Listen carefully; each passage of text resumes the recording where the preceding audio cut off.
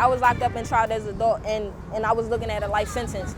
But I mean, I feel like juveniles should always, recruit to the juvenile facilities instead of, being held in the adult facilities. A lot of these people are pushing y'all out here instead of bringing you home. Exactly. It takes a village to raise one child. Right. Because they just closed schools just so they took that money away from the schools to build prisons. You know that, right? They treat them as adults. Yes, they do. Yes, they do. They don't treat them as kids. No. And just to let you guys know, we all have experienced it. We all been locked up and charged as an adult. I was 17. Like when a juvenile is locked up and tried as adults, more than likely that juvenile that comes out of that adult facility is going to commit another crime. When they get out. Exactly. So, and there's no rehabilitation, and it's a school to prison pipeline. You ever heard of that? School to prison pipeline? From the signatures, we take the signatures and we send it over to the legislators to inform them that community members wish to repeal this law. Because that's all it is. It's a law. Thank you.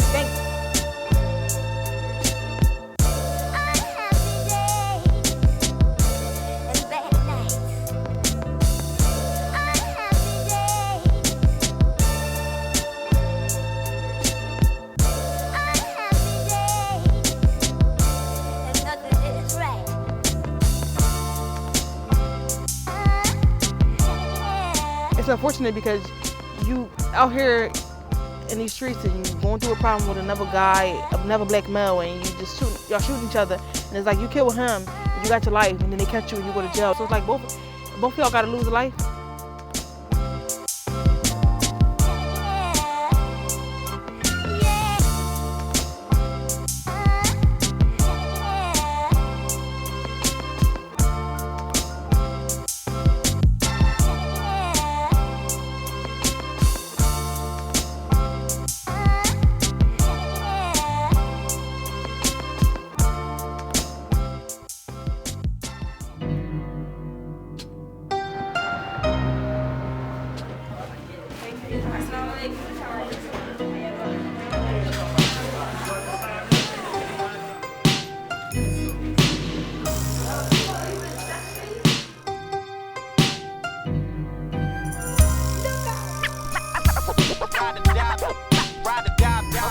I'm a bad influence. I'm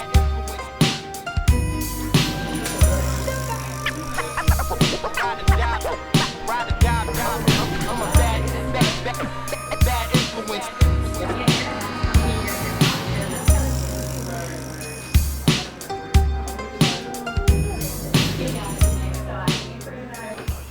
It's the youth art and South Empowerment Project. I was once a youngin' who used to catch wreck. Now I'm all grown up and I'm cashing them checks. No dope boy mission. I ain't with all that. I had to learn from mistakes, and that's a true fact. They put me in a jail, told me I ain't never gonna make it. So I put my life on the line. I had to stake it. It was a reality check and I aced it. Street life was cool, but it was too basic. My cousin got killed in front of me when I was 6.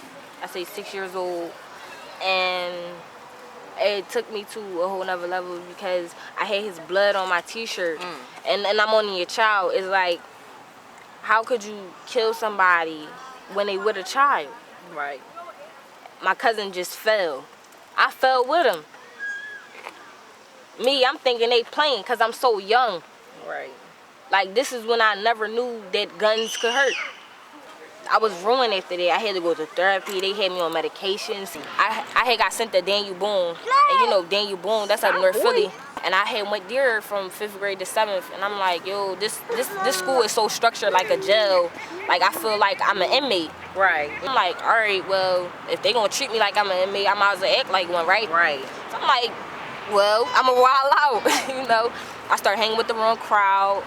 It was really making everything worse. Because after that, I was getting locked up. I was on house arrest, and this was all juvenile system. I was on house arrest. I was on. I had an advocate, and it was a short period of time that I was locked up, but it still really messed me up. I came home November 2012. Okay. And I contacted Sarah. I was like, Sarah, I'm home. She was like, oh, that's what's up, Todd.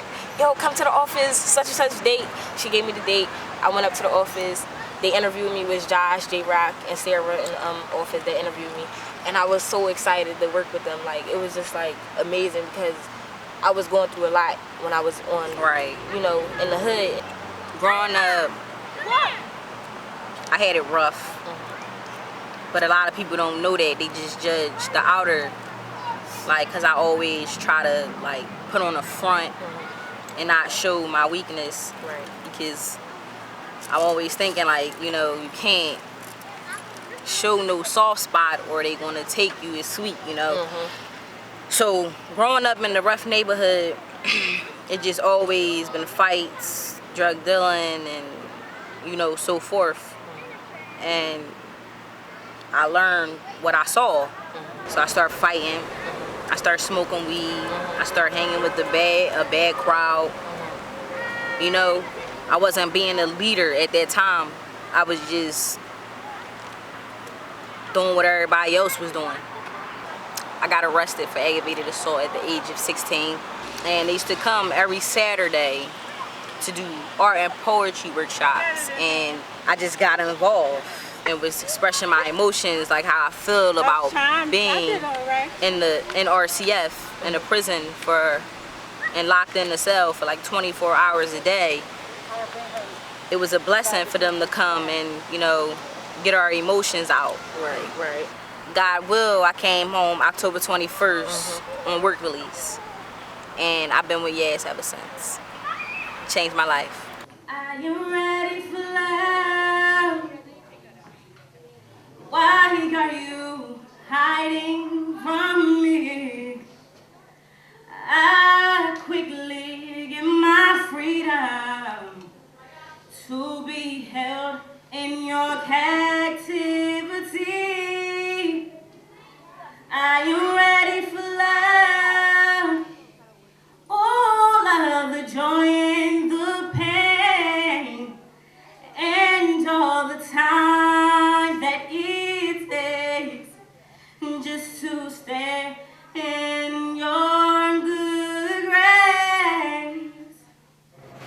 Next up, we'll have a scene.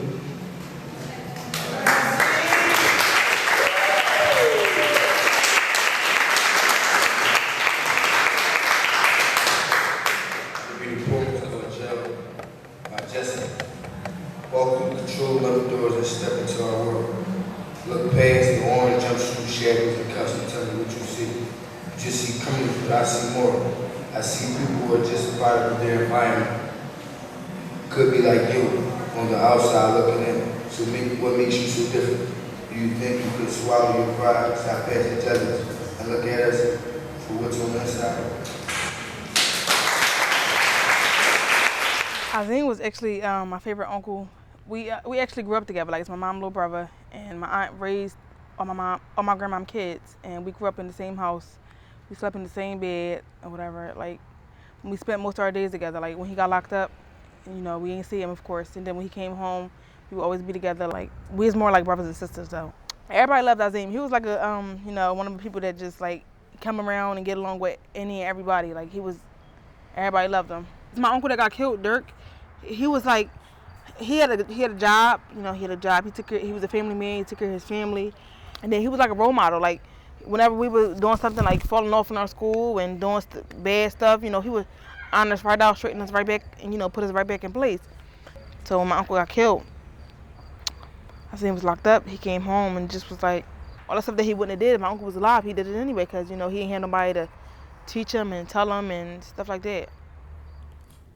I am a young black male. I'm a slave of Allah. I'm a Muslim, and my religion is Islam. I am a smart, bright young male. I am not a thug or a convict. I'm not a thief. I'm not a robber. I am not a gunman. My life since a young boy, I always stayed in trouble. I was good with my grades, but my behavior was terrible, and I didn't think too much about it. I started getting locked up when I was around 12, and I got placed when I was 13. 14 days away from my birthday, and I came home when I was 15. Then I started selling weed, but I was not smoking it. And that's when I started doing me again. I said, fuck my PO and everybody else. I'm tired of acting. So I started carrying a gun. I started to carry it every day because something happened with my right-hand man, and he got grazed in his shin. It was a part of my clothing line. Every day I came out the house, I had it. I did not feel like Superman. I felt regular. And I did what I did, but was cautious. And that's how I got here. Sometimes I have a second thought, but then again, I say I don't really care. I come from a troubled family. Most of my brothers are locked up. 2 of them are dead. And I think and feel like I have to follow in their footsteps. I actually think that like when he was locked up, I thought that like changed him or whatever. Like back in high school, he always got good grades and he honor rolls and rewards and stuff like that, trophies for playing basketball and stuff like that. So he was like a good person in school. It's just like when he came home, he was just around the wrong crowd, like wrong friends, doing the wrong things, and sometimes people not always on the same page as you. Like you trying to change, and you got a friend that want to still carry guns and still sell drugs and still rob people. He was trying to protect somebody that he shouldn't have protected, and he was walking his boy home thinking he was Superman, and when he ran into him, he jumped out the car. As I said before, it wasn't no petty, argument where so we could talk about it when we see each other. It was like, when I see you, I'm gonna shoot you, and I see you, I'm gonna kill you, like that. So when he jumped out the car and he seen him, he pulled the trigger, and I never seen it coming. It's unfortunate because you out here in these streets and you going through a problem with another guy, another black male, and y'all shooting each other, and it's like you kill him and you got your life, and then they catch you and you go to jail. So it's like both of y'all got to lose a life. I remember how we would all get in pictures and it would be like so many of us in the picture that it couldn't fit, and all of us just fit in the picture perfectly now, and it's just like, damn, we just lost so many people over the years. It don't even seem, it don't even seem real.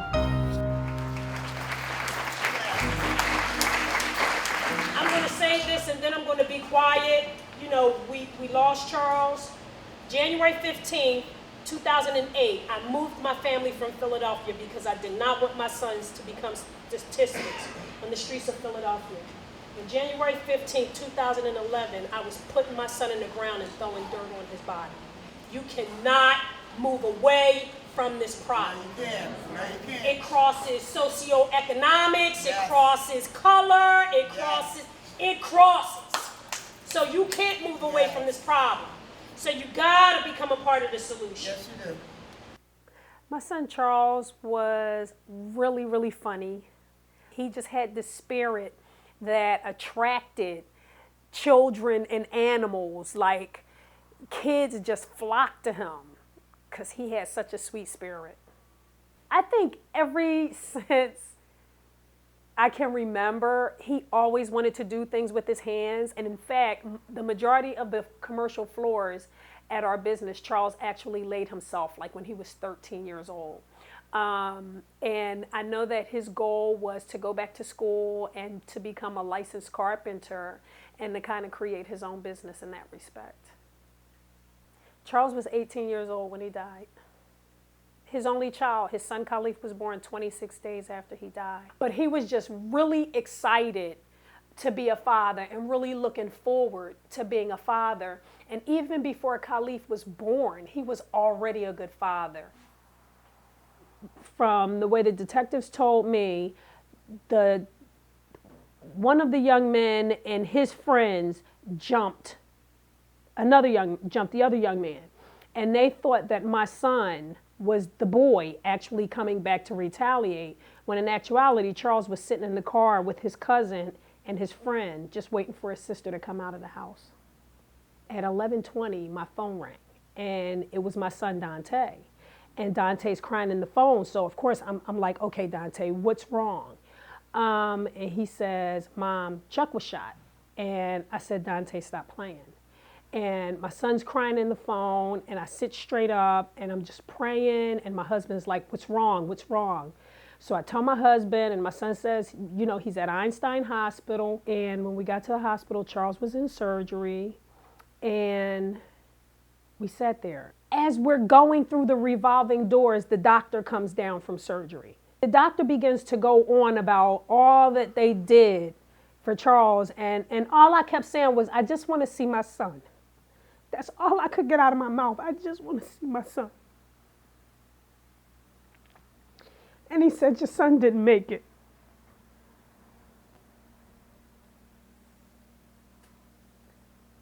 And they walked us over to this table with this white bag. And they unzipped the bag. And my baby baby was in that bag.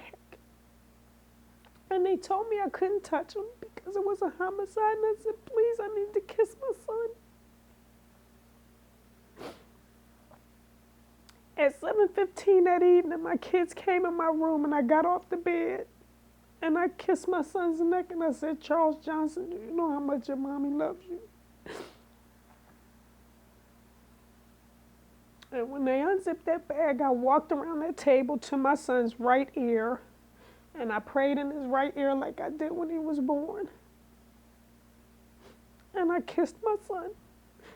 And I said, Charles Johnson, do you know how much your mommy loves you? And they zipped up the bag. Thoughts of a mother. You brought me so much joy.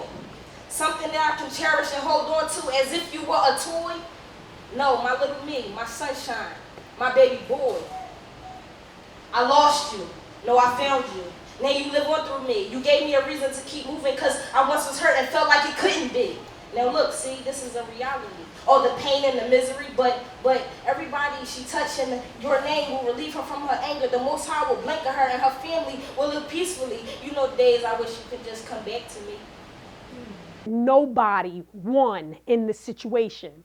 You know, I lost my son, and then you have two young men going to jail. One of them has 3 young children, so you have children losing their fathers, and the one young man who fired the one shot into the radiator, he has a young wife, and her mother actually came up to me several days before the trial ended, and she told me how he was basically, you know, a product of his environment, having no father, having no positive male role model. His mother's mentally ill, and I actually pleaded for the judge to have mercy for Sean Jones because I do understand that he is a victim. He's a product of his environment, and in a sense, he is a victim because if our children aren't getting the necessary things that they need, then they're going to turn to crime and they're going to turn to violence. So something wonderful had to come out of the death of my son. And the wonderful thing may be Sean Jones getting a life, having a life, and being able to help someone else to have a life. When I was growing up, there were so many things catching my attention, but I had to put them things aside. But at the age of 5, my brother got killed, and just last year, my pop died. And my big brother went back to jail for a longer sentence than the one he just had. Even though I'm still young, I had to be wiser. When I think about my pain, I think about the struggle. I think about the hustle. I think about my mother, my little sister, and my brother. My pain made my heart purple. My pain got me running in a bad circle, sitting in jail with a bad life. My pain is going to hell, not paradise. When I spun the corner, I was just 10 minutes late. Pulling up on the scene, I seen the caution tape.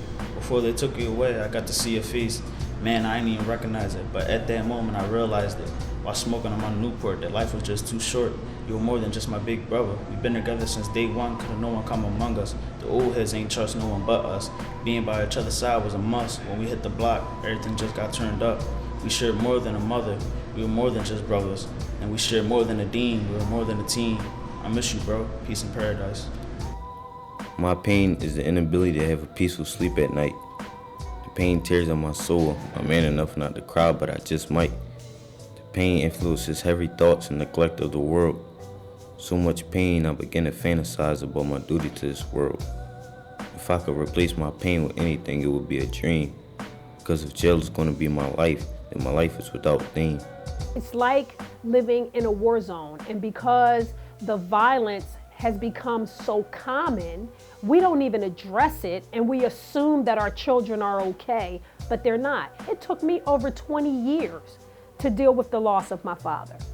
And then I lost my brother, you know, and here I am again on the heels of losing my son. So I think the trauma is so prevalent in our communities, but we're not dealing with it. Have anyone in here had a family member that has been incarcerated? Incarcerated means in prison. We do gun violence prevention workshops in schools. I ask the students to raise their hand if they ever heard a gun. All of them raise their hand. And we're talking about elementary school children, second graders, third graders. You know, and then I ask them to raise their hand if they know someone that have been affected by violence. And 90% of them are raising their hands. So all of them are experiencing trauma, and we're not doing anything as a society to deal with the trauma that these children are experiencing. So they're growing up, they're being re-traumatized, and then they're becoming either victims or perpetrators. So it's a vicious cycle. So what we're all gonna do is we're gonna break the school to prison pipeline. We're crossing out this prison. We're not doing that. We're not playing that game. So what kind of pipeline are we going to build instead? What kind of pipeline are we going to build? So like what's your goals? Like what type of pipeline? What's your pipeline going to be? School to school. Success. School to success. I like that. Great. I like it too. I love it. So on that note, we're gonna take 2 more minutes, and I want you guys, if we have more paper, to draw. We're gonna do the school to success pipeline. We need to let these kids know it's an organization out here that care about them and that want to see them do well and want them to get an education, you know? And we're fighting to stop sending youth to adult prisons for a reason. Because sending them to adult prison, it doesn't help stop violence. It creates more violence because we have no resources for them when they come home. We need these kids to be like not worried about they boys on the corner or that's their uncle getting shot. We don't want them to worry about that. We don't want them to worry about violence. It shouldn't be a time where a child should have to walk out into the society and actually have to look behind their back to see if they okay, if nobody's following them. It shouldn't be like that. Even now, the public school system in Pennsylvania is basically a holding pen. They aren't teaching our children, they're actually policing our children. If they can't read, they can't graduate. If they can't graduate, they can't get a job. So I think it's systematically set up for our children to fail.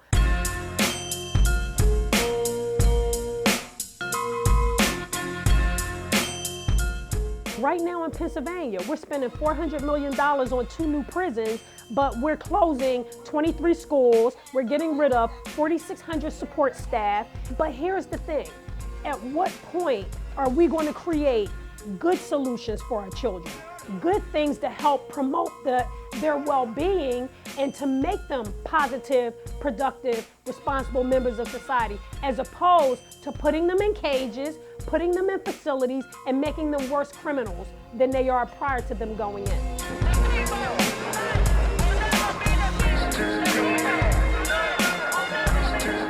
I stand for living another day. I stand up for my mother fighting for her life.